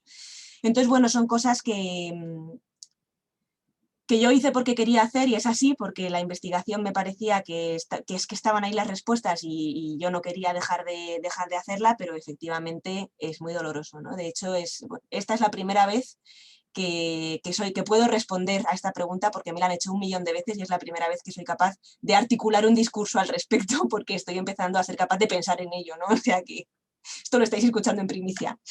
Bueno, gracias por la pregunta. La segunda pregunta que haces, la del porno feminista, tengo varias reflexiones que compartir al respecto, ¿no? Porque es una pregunta además que sale muchísimo siempre que hablamos de este tema de la pornografía y hay varias cosas que creo que es relevante destacar. Lo primero de todo es, para entender si puede o no puede haber un porno feminista, lo primero que tenemos es que conocer cuál es el origen de la pornografía. La pornografía nace en los años, bueno, después de la supuesta revolución sexual de los años 60, ¿vale? Aparece la edad de oro del porno en los 70. Y todo esto sucede detrás de una época en que las mujeres el movimiento feminista había sido súper potente y las mujeres habían conseguido muchísimos derechos relativos a la educación, al ámbito laboral, al ámbito social, al ámbito político, ¿no? Las mujeres habían conseguido muchísimos derechos, estaban reivindicando que ellas eran iguales que los hombres. Y es justo después de esta etapa en que las mujeres consiguen esos derechos cuando aparece la pornografía. Las feministas radicales, que son muy listísimas, en ese momento están ahí pues llevando el movimiento feminista a tope, ¿no? Y entonces ellas interpretan el surgimiento de la pornografía y el boom que hizo la pornografía de una forma muy concreta. Ellas se dan cuenta de que la pornografía está viniendo a mantenerlas de nuevo como seres menos humanos, pero esta vez en el terreno de la sexualidad, ¿no? O sea, mantener su subordinación en el terreno de la sexualidad. Y ellas hacen unos análisis de las primeras revistas pornográficas como son Playboy, Penthouse, Hustler, etcétera, etcétera, brillantes en que se ve clarísimamente cómo efectivamente ese es el objetivo que está teniendo la pornografía, ¿no? Claro, entonces, si ya conocemos un poquito, y os lo he explicado en 2 minutos, ¿no?, el origen de la pornografía, ahora nos preguntamos, ¿puede algo que ha nacido con un objetivo específicamente patriarcal, como es mantener la subordinación de las mujeres, podemos cambiarle ciertas cositas y ahora de pronto decir que es feminista? Pero entonces, ¿qué es el feminismo? Porque esto significaría que podemos hablar de una violencia contra las mujeres feminista, ¿no? La pornografía es intrínsecamente patriarcal, igual que lo es la violencia contra las mujeres. Algo intrínsecamente patriarcal no puede convertirse en feminista, por mucho que nos lo repitan hasta la saciedad, ¿no? Esta sería la primera reflexión, pero hay más. O sea, pensad que la pornografía al final forma parte de la industria de la explotación sexual, ¿no? Pornografía y prostitución, que es una de las industrias que más dinero mueven en el mundo, ¿no?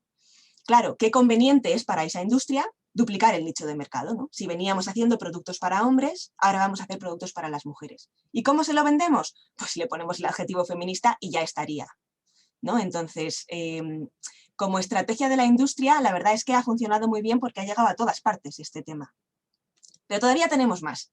Fijaos que es muy curioso cuándo empieza el boom de este tema de la supuesta pornografía feminista.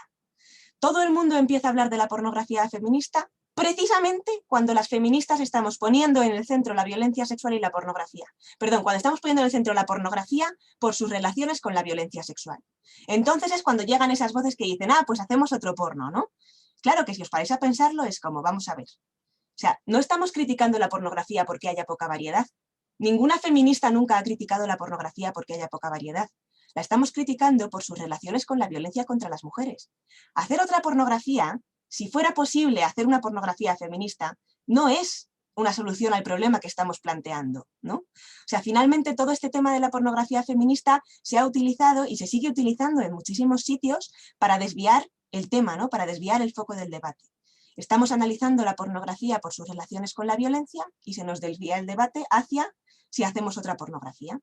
Cuando incluso, aunque pudiéramos hacer una pornografía feminista, la que querrían ver los hombres es esta, porque es la que responde al tipo de deseo sexual masculino que hemos analizado, ¿no? Por tanto, una pornografía feminista, yo creo que no es posible y que además no soluciona ninguno de los problemas fundamentales que suponen la pornografía en una sociedad como la nuestra. Cierto, completamente de acuerdo contigo. No sé qué. Un poco a dónde llega. Pero claro, sí que hay corrientes que defienden o incluso el porno para lesbianas que tal, ¿no? Pero al final el porno para lesbianas también está pensado para ellos, para que lo vean ellos. Al final no está, ¿no? Sí, el porno para lesbianas es otro temazo en realidad. O sea, fijaos lo hecho que está para lesbianas, que lesbianas es una categoría de las páginas de pornografía para hombres heterosexuales, ¿no? Si tú te pones a analizar las construcciones de las páginas, o sea, incluso la propia página te está diciendo que es una categoría para hombres. Incluso hay un dato que saco en el libro, que no me lo sé de memoria, pero que es de la investigación que hice, que es...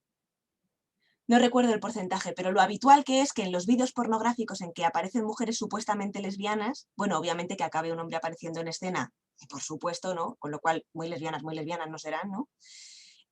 Pero por otro lado, lo habitual que es una práctica en que una de las dos mujeres se pone un strap-on, que es como una especie de dildo atado a la cintura, ¿vale?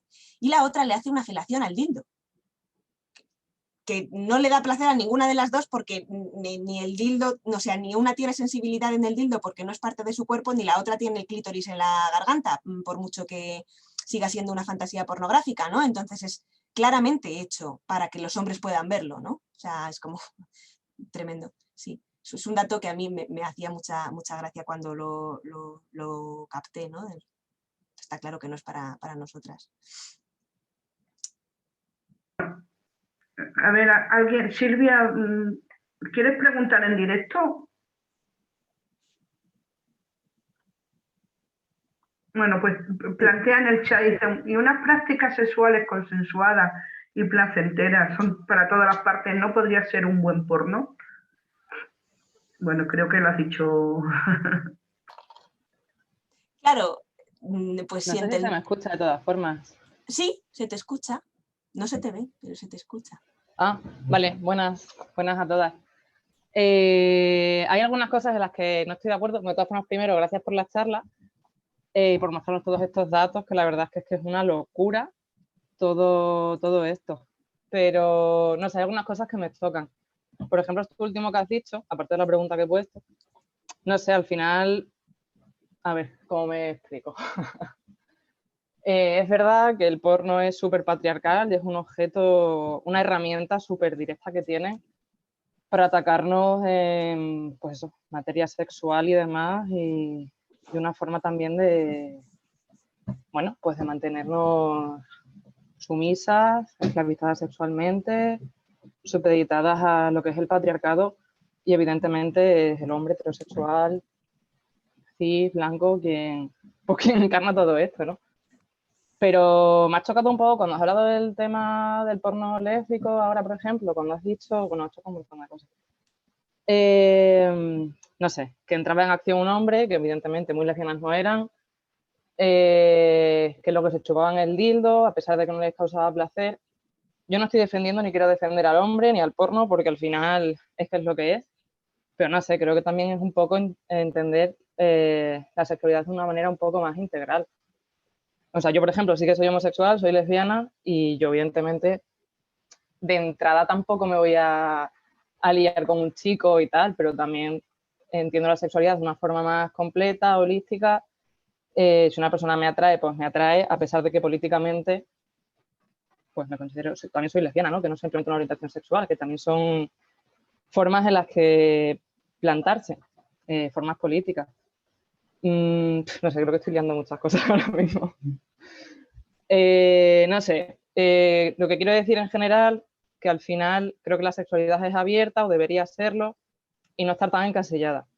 Entonces esto de, también decía esta pregunta de un buen porno, ¿no? Porque has dicho varias veces que no has encontrado el supuesto porno feminista, tampoco me gusta para nada ese título de porno feminista, pero no sé, yo sí que he encontrado vídeos que sí que son prácticas más consensuadas, lo que es también una relación sexual normal, ¿no? Si tanto, sin el porno este mainstream, que al final es lo que dices, son agresiones sexuales, son abusos, deja a la mujer en el lugar en el que las deja, pero no sé, que me parece que tienes una oposición total hacia esto, y es verdad que es una herramienta, o sea, una herramienta, es una práctica, el porno, que viene de donde viene, que es patriarcal, pero no sé, ¿no crees que a lo mejor sí que se pueden revertir las cosas o usarlo de otra manera? Yo también he escuchado de porno hecho por mujeres y para mujeres, o sea que tampoco creo que habría que excluirse de, pues no sé, pues utilizar porno, básicamente. Nos he liado muchas cosas, lo siento, me voy a callar ya porque entre los nervios de hablar y todo. Para nada, estás diciendo muchísimas cosas que es interesante hablarlas. Claro, con respecto a lo que dices del porno para lesbianas, perdón, del porno que aparecen mujeres supuestamente lesbianas, en realidad también cuando hablamos con los hombres de la violencia sexual que ejercen contra las mujeres lesbianas, encontramos que en muchas ocasiones están aprendiendo en la pornografía que las mujeres lesbianas queremos vincularnos con hombres. Sí, sí. Lo cual no es cierto, ¿no? O sea, que los hombres aprendan masivamente que las mujeres lesbianas estamos abiertas a tener prácticas sexuales con ellos, está abriendo la puerta a que ejerzan violencia sexual contra nosotras, ¿no? O sea, al final se le está diciendo, una mujer lesbiana también quiere meterse en la cama contigo. A mí me ha llegado a pasar, no es verdad. Y demás, sí, sí. Y por eso es lesbiana, precisamente porque no quiere meterse en la cama claro contigo, ¿no? Entonces ese es un poco el problema de este asunto de la pornografía lésbica, de que de que se transmita constantemente a los hombres que las mujeres lesbianas están deseando realizar prácticas sexuales con ellos, ¿no? Y luego, por otro lado, el tema del porno para mujeres, a ver, por supuesto, podemos encontrar porno que tenga unos niveles de violencia más altos, más bajos, más sutiles, menos sutiles, claro que sí. Yo también he visto cosas de pornografía supuestamente hecha por mujeres para mujeres y demás, ¿no? Y las diferencias más importantes que he encontrado son estéticas. En plan, la iluminación está mejor, los espacios son menos sórdidos, quizás sí que hay algo de diversidad en cuanto al tema del pelo, a lo mejor, ¿no? Pero bueno, que en Pornhub también puedes encontrar cualquier tipo de cuerpo y cualquier tipo de diversidad física, porque ya la pornografía se lo ha comido todo, ¿no? O sea, las únicas diferencias importantes que yo he encontrado han sido relativas a cosas estéticas y a que les meten un poquito de historia, ¿no? O sea, son espacios más cuidados, se ve cómo están en la cocina, ella y él se tocan la mano y entonces de repente nace una chispa. Bueno, le podemos poner un poco de historia, pero si al final acaba siendo todo centrado, claro, acaba siendo todo prácticamente similar, pero mejor envuelto, tampoco hemos mejorado tanto, ¿no? Este es un poco el análisis que hago yo desde lo que yo estaba investigando. Yo sí que he visto otras cosas.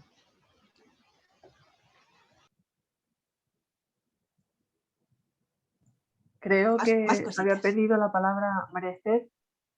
Sí. Bueno, no se te Mónica. oye. No, Ahora sí. Sí, ahora sí. Ahora. Sí. Estoy un poquito ronca. Agradecer primero las dos charlas tan interesantes. Yo solamente quería preguntar, por ejemplo, a Elena, cada que habla desde su experiencia. Yo soy pedagoga y tengo pronto alguna experiencia, especialmente en secundaria. Y he visto que tanto los medios de comunicación y redes sociales son una herramienta para efectivamente llegar al porno, que se vuelve una enfermedad social. Estoy tomando un curso también de salud sexual y reproductiva desde el enfoque de los derechos humanos de género y el desarrollo.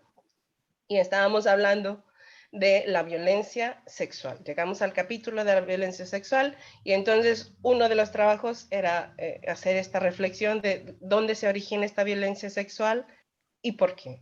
Y cuál sería una solución para evitar o remediar o prevenir este tipo de violencia sexual. Y entonces la primera, pues claro, fue el hombre, que es superior desde tiempos inmemorables a la mujer, superior en todo, ¿no? Superior en todas las áreas. Y entonces se estableció que es efectivamente un problema estructural. Desde que nuestra sociedad está estructurada, el hombre tiene un papel como superior al de la mujer. Y entonces, primero yo quería preguntar a Mónica si le pasa lo mismo. La primera observación es aquí hoy no tenemos casi participación ninguna de hombres. Y en el otro curso también, a pesar de que estamos hablando de salud sexual y reproductiva, también no había hombres, eran el 99% mujeres. Y entonces, una parte de la solución, claro, desde mi óptica como profesora es efectivamente este ejercicio de reflexión, de información, llevarlo a casa, a los amigos, a los vecinos, a los alumnos, y bueno, no sé si coinciden con estas observaciones. Y bueno, nuevamente gracias, interesantísimo. Mañana voy a comentar este tipo de violencia que también se da, que tiene mucho que ver uno con lo otro, y la pornografía, etcétera. Y gracias, buenas tardes. Elena, ¿quieres? Yo creo que era para ti la pregunta, claramente. Sí, como también te enfocaba sí, un pero poco ahí vamos, mezclando las dos cosas. Sí, o sea, obviamente que en este tipo de actividades haya una presencia tan mayoritariamente femenina es clarísimo, ¿no? O sea, los hombres no quieren que se les toquen sus privilegios, se agarran a la pornografía con uñas y dientes. Cualquier violencia que sea específicamente relacionada con las mujeres, como no les toca, ¿no? No les toca en tanto que no pierden, ¿no? Sino que al final para ellos es poder, pues obviamente es un problema nuestro, ¿no? O sea, el ser ciudadanas de segunda se ve muy claro en que sus problemas son problemas de la humanidad y los nuestros son problemas secundarios, ¿no? Cosas de mujeres, de las otras, siempre. Entonces, yo creo que sí, por supuesto que seguir poniendo esto en el centro, llevarlo a todos los terrenos en que podamos transmitirlo es parte de lo que podemos hacer, de lo que podemos seguir haciendo.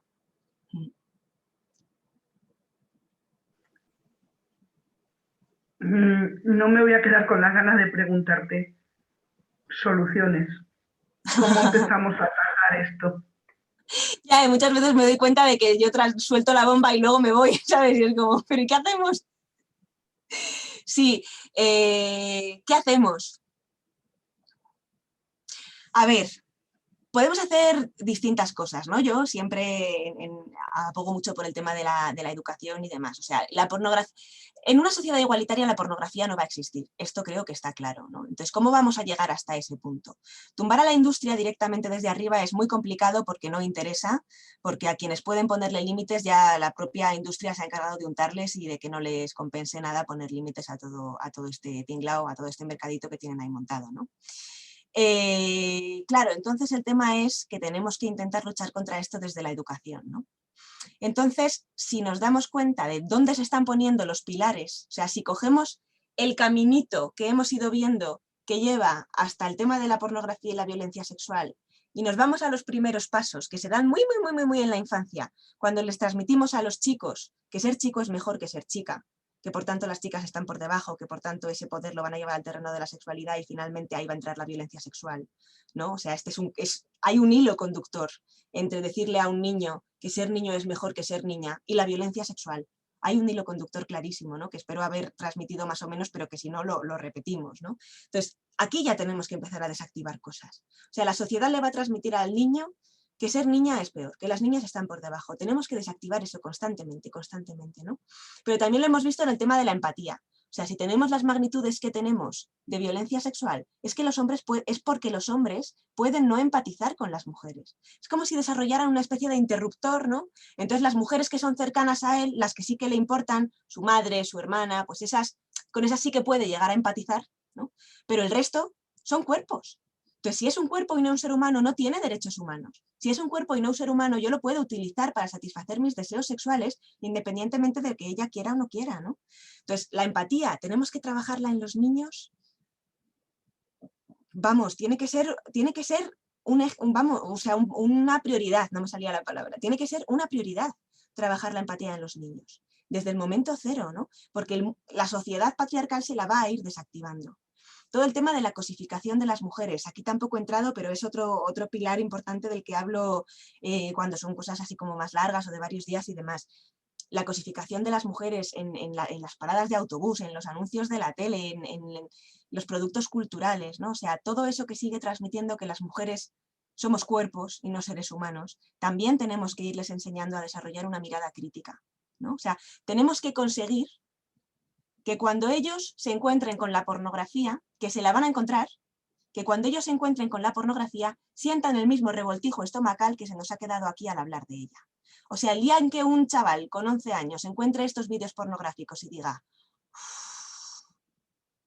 ese día estamos ganando. Entonces, ¿qué tenemos que hacer para que llegue ese día? ¿Qué es lo que han hecho con nosotras?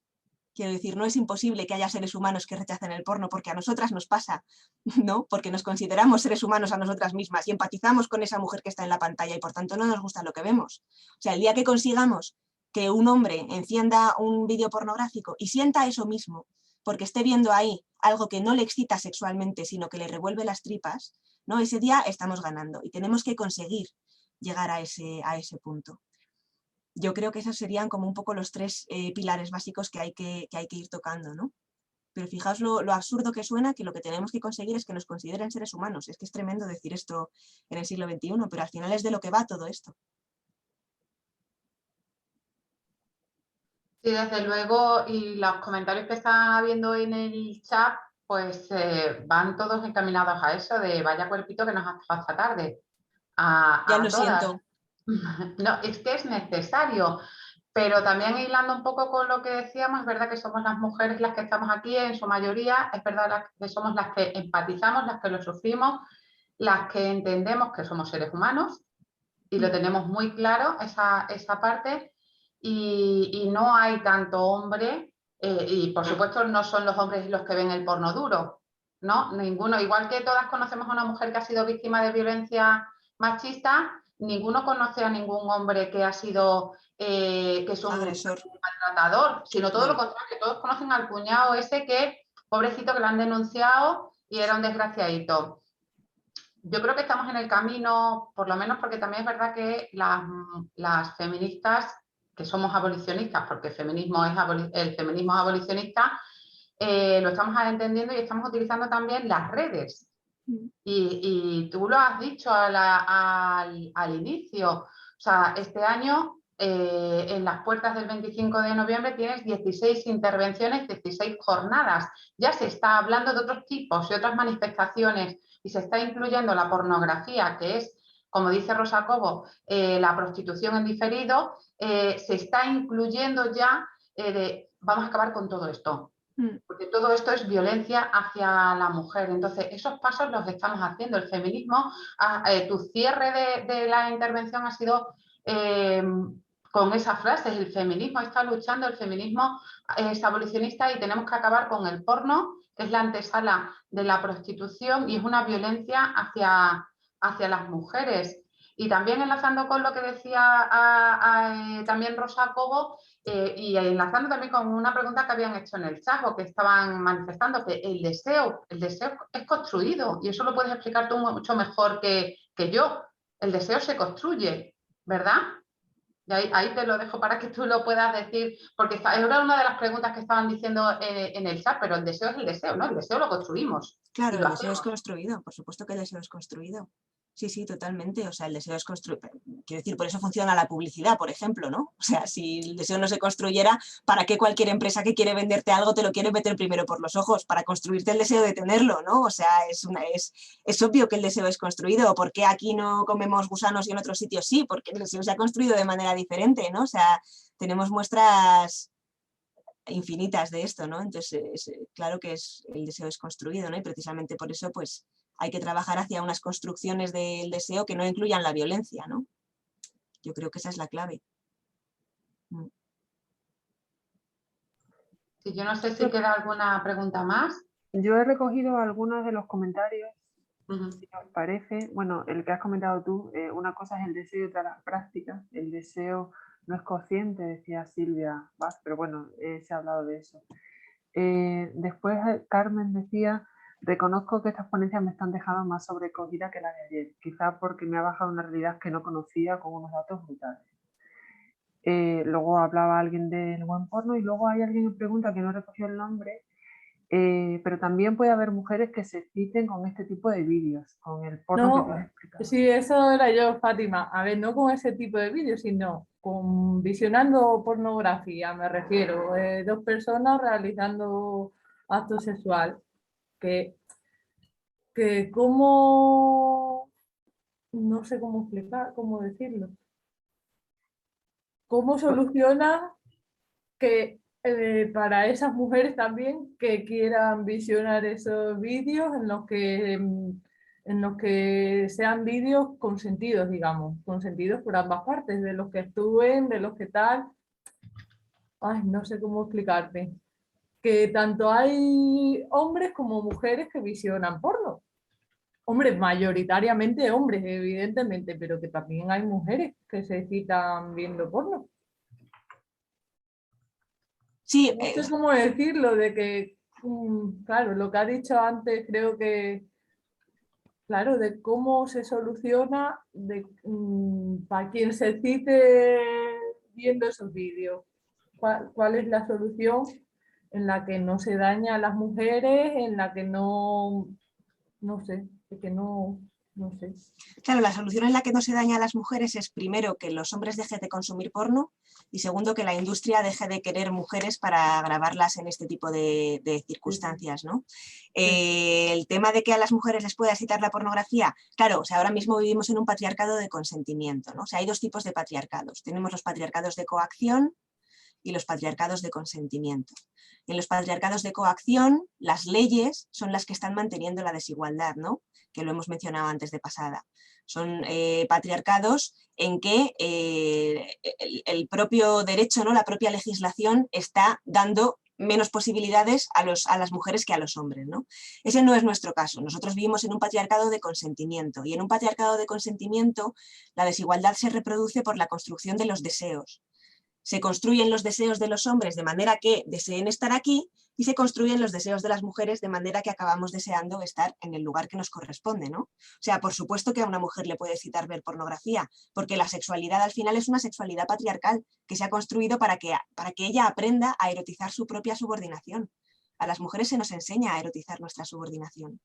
Entonces, pues claro que una mujer puede acabar excitándose con la pornografía, porque es a donde le ha llevado el patriarcado, claro que sí. Ahora, no es un deseo natural, por supuesto que no, es un deseo construido en el patriarcado. Y es una de las cosas más crueles que nos hace el patriarcado a las mujeres, desde luego. En el chat he visto otra pregunta de Carla Díaz que dice: ¿podríamos decir que la abolición de la pornografía, no sé si quería decir pornografía o prostitución, pasa por la prohibición de las páginas pornográficas? La abolición de la pornografía, o sea, la abolición de la pornografía es su desaparición, es que deje de existir, ¿no? Podemos pensar distintos caminos para llegar a que la pornografía deje de existir, pero su abolición consiste en que ya no exista. Prohibición, bueno, pues depende, sería un posible camino, no lo sé. Desde luego, el fin es que dejen de existir. Yo, de todas formas, muchas veces cuando nos posicionamos en contra de la pornografía, ¿no? Y la gente empieza, y sobre todo los hombres, censura, no sé qué, represión, tal, es como, bueno, o sea, no estamos reprimiendo ningún derecho, ¿no? O sea, estamos intentando que no haya material que atente contra los derechos humanos. Creo que eso no es criticable, ¿no? O sea, si hubiera páginas con millones de vídeos en que se diera palizas a, yo qué sé, a las personas que llevan gafas, pues tampoco nos gustaría, ¿no? O sea, porque si es sexo y si es contra las mujeres, entonces sí que vale, ¿no? O sea, no podemos permitir que exista esta celebración, esta impunidad ante las violaciones de nuestros derechos humanos. Y si era de la prostitución, por supuesto, la abolición de la prostitución entra dentro de la abolición de la pornografía, entre otras cosas porque pornografía y prostitución no son tajantemente separables, o sea, no son dos realidades completamente distintas. Claro, y es que además la pornografía, yo creo que lo primero y lo mínimo que se debería hacer es controlar un poco su acceso para que no a lo mejor haya niños de 10 años que en vez de estar jugando con sus amigos en la calle, estén en sus casas viendo pornografía, porque eso es lo que les está enseñando es ya desigualdad. Claro, pero ojo que no es un problema de edad al final, porque si tendemos a pensar que es un problema de edad, es como si fuera un problema por el tema del sexo, ¿no? De en qué medida están los menores preparados para ver el sexo. Y es como, no. O sea, la pornografía es un problema por la violencia. La vea un chaval de 11 años o un hombre de 35, ¿no? Al final. Sí, me refiero a que si empiezan a verlo desde una corta edad, el mensaje va calando más. No, sí, claro, sí, obviamente a cualquier edad. Sí. Pero sí, tienes razón ahí, que con unas edades tan tempranas el efecto es tremendo, sí.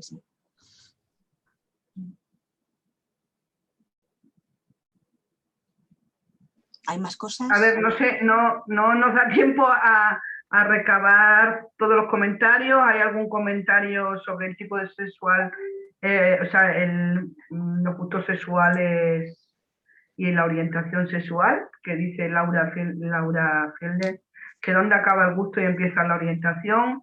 Hay alguien también por ahí arriba que ha dicho que no todo el feminismo es abolicionista. También hay alguien que pregunta si existe el porno bueno. Y no sé si alguna cosa... Y dónde, otra pregunta que hace Laura es, ¿dónde cae la teoría queer dentro de la pornografía? A favor. La teoría queer defiende la pornografía. Defiende la pornografía porque considera que pornografía y sexo van de la mano.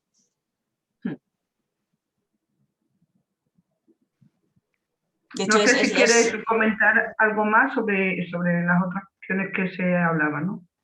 Bueno, yo creo que a la mayoría han salido ya, ¿no? Lo del porno bueno, el tema de las lesbianas, o sea, lo de la teoría queer, fundamentalmente cuando desde la teoría queer es desde donde se acusa a las feministas que nos oponemos a la pornografía de ser antisexo, ¿no? O sea, todas esas descalificaciones vienen de la teoría queer, ¿no? Que para mí la pregunta fundamental es, si me estás diciendo que por estar en contra de la pornografía estoy en contra del sexo, es porque consideras que pornografía y sexo son equivalentes, por tanto, ¿qué tipo de concepto de sexo tienes si consideras que estas cosas de las que acabamos de hablar son de sexo, ¿no?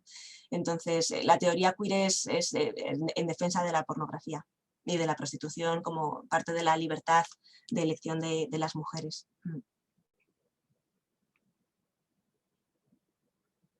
Así es. Claro, es que no sé en base a qué denominan o llaman a la teoría queer feminismo. Ese sería el punto, ¿no? Pero bueno, eso daría para otras 3 jornadas. Sí, y serían muy interesantes además. Yo tengo 3 capítulos en la tesis de este tema y es Butler la que mete por ahí el gazapo del feminismo, sí. Otro día lo hablamos si queréis, que es abrir un melón que nos lleva otras 2 horas. Sí, pero es verdad que con estas cositas, bueno, pues siempre nos falta que en todos los debates feministas surja esto, claro. Pero bueno, no pasa nada, para eso estamos, ¿no? Pues sí, sería interesante abrir otra charla sobre eso, más que nada porque creo que la teoría queer está viviendo, fue a lo mejor su tercera ola, y con otro tipo de interacción con lo que son las teorías feministas. Sería interesante verlo, porque yo entiendo la teoría queer no simplemente que hacen esa equivalencia. Bueno, Butler ya de los 90, muy interesante, pero creo que desde los 90 se ha hecho bastante más en esa rama, y que es más bien lo que son los intercambios de relaciones de poder que puede tener o no relaciones con el género, y que es una rama un poco distinta y que no debemos simplemente tacharlo. Yo creo que eso es lo que quiero decir, que es una rama que puede aportar otros mensajes y otros argumentos a lo que es aquí una discusión bastante compleja, ¿no?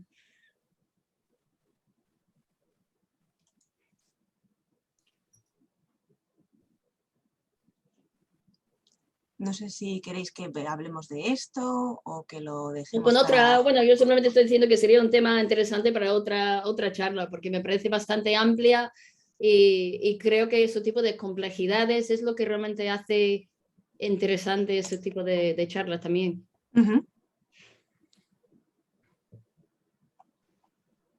Vale, pues tomamos nota. No es el objeto del debate esta tarde, ¿no? Pero claro. Sí sabemos que siempre surge cuando se habla de sexualidad, de feminismo, siempre surge el tema, ¿no? Pero bueno, no tenemos tiempo ahora de profundizar en él, pero sí que nos gustaría en otro foro y bueno, con otra gente que pueda estar interesada también en debatirlo. No sé si tenéis más cuestiones respecto a la ponencia de Elena o de Mónica. Ya sabéis que hemos dejado en el chat el enlace para la evaluación, que os hemos dado el correo electrónico por si alguien quiere solicitar la grabación, tanto la de hoy como la de ayer.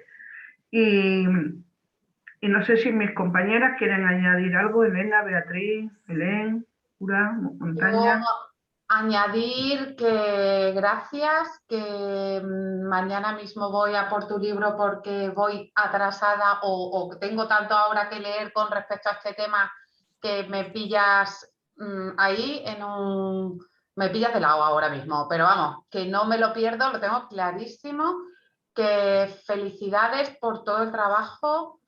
Mucha fuerza, compañera, muchísima fuerza, pero sobre todo mental ya, porque lo que llevas es ojito y es que es mucho lo que se viene. Me encantaría seguir hablando contigo, sobre todo de OnlyFans, de todas estas cuestiones, que eso sí que es un melón muy gordo, muy gordo. Sí. ¿Sabes? Me gustaría muchísimo hablar, pero yo entiendo que no tenemos tiempo y tampoco somos egoístas y cuando cogemos a alguien que sabe tantísimo, tantísimo, queremos exprimirle hasta el último jugo que tenga. Entonces, pero ya te emplazamos porque nos gustaría hablar pues todo eso, de los jóvenes, de cómo deconstruimos ese deseo creado para que se cambie y nos empiecen a ver como seres humanos, de tu libro y que vaya todo súper bien, de OnlyFans, de que se acaba el porno y de que estamos súper bien, el porno y la prostitución por ende. O sea que muchísimas gracias por esta maravillosa tarde, de verdad. Muchísimas gracias. Yo no tengo nada más que decir. Qué bien, muchísimas gracias. A ti por estar y por ser tan accesible. Ha sido muy fácil contactar Nada, contigo. otro día más. Otro día más. Sí, a las personas que están... Perdón, que recordaos por favor que hagáis la evaluación porque nos sirve bastante para organizar nuevas jornadas y darnos feedback para ver cómo lo hemos hecho y cómo podemos mejorar. Y ya sabéis, las personas que habéis participado, pues en unos días os enviaremos el certificado. Tenéis paciencia porque tenemos que revisar las listas y todo, pero bueno, enviaremos certificados. Y no sé si Flor o alguna de las compañeras quiere decir algo más. Sí, no, yo solo despedirme y darle las gracias a Mónica, pero no por esta tarde, que ya te las ha dado detalladamente Beatriz, sino por tu trabajo, ¿no? Que nos está ayudando a tantísima gente.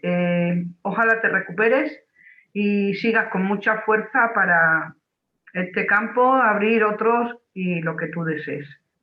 Muchísimas gracias. Muchísimas gracias. Me lo guardo aquí.